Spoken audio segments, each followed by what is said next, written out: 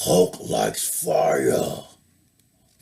Hulk likes fairy princesses.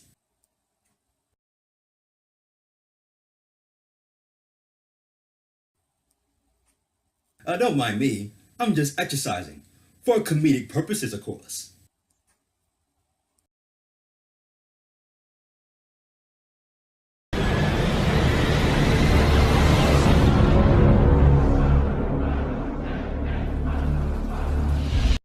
Thor Ragnarok is a movie directed by Taiki Waititi and it stars Chris Hemsworth, Kate Blanchett, Tessa Thompson, and this is the 17th installment in the MCU, the third Thor movie in the franchise. Thor crashes on this mysterious planet owned by the Grandmaster and he gets captured by his people and they force him to fight Hulk. His goal is to get back to Ragnarok and stop Hela from destroying Asgard to prevent Ragnarok.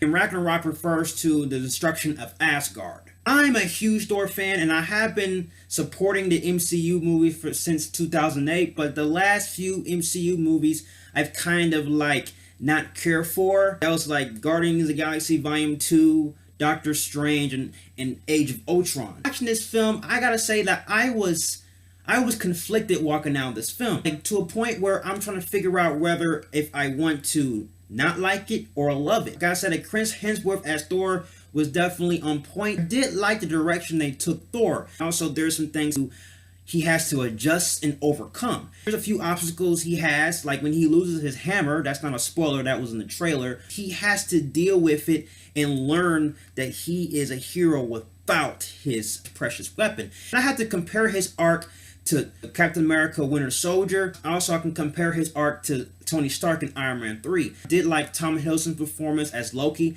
I thought he improved and we got a few touchy moments of brother to brother, Loki and Thor, and I had to admire that dynamic approach. You could feel that Thor kind of loves his brother Loki despite of all the bad things Loki does, and you can feel that Loki loves Thor despite him being jealous of Thor owning the throne. The chemistry between the two wasn't forced or anything, it was really authentic, and I do admire the compelling arc revolving around these two characters. There was a lot of new characters in this film. There was Korg, Grandmaster, Valkyrie, and Hela, and I think the film did a good job of balancing out these characters' screen time, that pretty much everyone had their moment of stardom. Kate Blanchett, she plays a character known as Hela, and I thought that Kate Blanchett definitely did a fantastic job with her performance. When she first appeared on screen, I was literally looking at that screen like, I cannot lie. This is my reaction when I first saw Hela on screen. I was definitely amazed from the fight choreography revolving around Hela's character. And also there's a fight sequence where I really had a nerdgasm.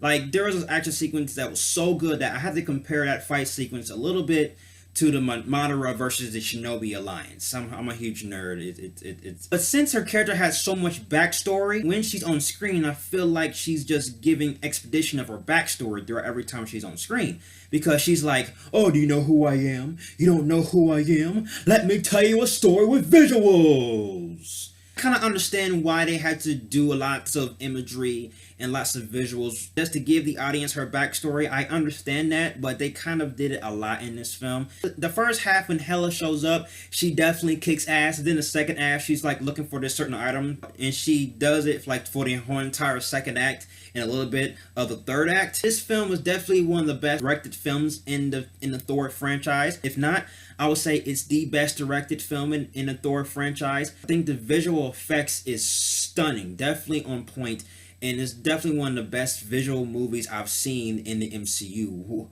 Well, I would say behind Doctor Strange. The cinematography was fresh and colorful. There is this one scene revolving around Hela and some Valkyrie, and I gotta say that my eyes literally wanted to have sex with those visuals. And the last thing I just want to talk about was the humor.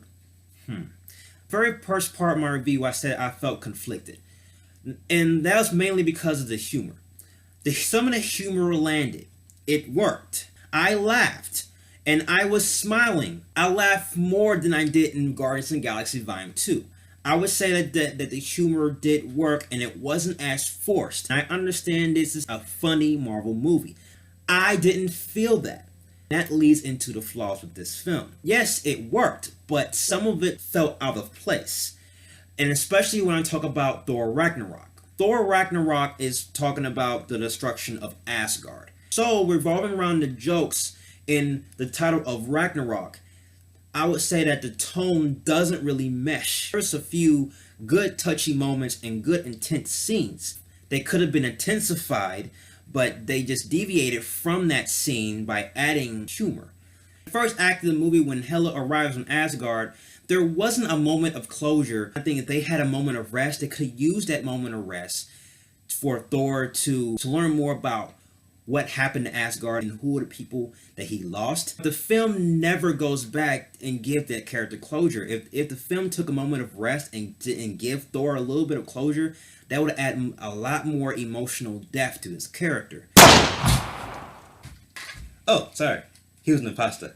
Jeff Goldblum was in this film. He plays a character named the Grandmaster. I didn't really support Jeff Goldblum's performance as the Grandmaster, even though he's kind of playing like a version of himself. Throughout the film, he's pretty much, like the guy who's just fascinated with everything. Ooh, it's fascinating. Ooh, it's fascinating. It had good performances. Chris Hemsworth did a good job. They had some stunning visual effects. I did like the fight choreography. Some of the later jokes in the third act does come off a little bit cringy, but still an improvement over Guardians of the Galaxy Volume 2. I gotta give this film Christian Bale Batman. It's not as bad as I thought it would be, but it was definitely a huge improvement. I'm a huge fan of Thor, and I've read the Thor Ragnarok comic book, and I know that there are some intense moments that happens in that comic book. Speaking from a fan who actually read the comics and watching this film definitely doesn't deserve to be called Ragnarok. So that's my review for Thor Ragnarok. So guys, have you seen Thor Ragnarok? Please let me know. Comment below. Alright guys, thank you for watching. If you like everything you see and you agree, click right here. Join me in the Batman family. I'll have more Batman-tastic reviews in the way. You have been warned. Till then... Oh!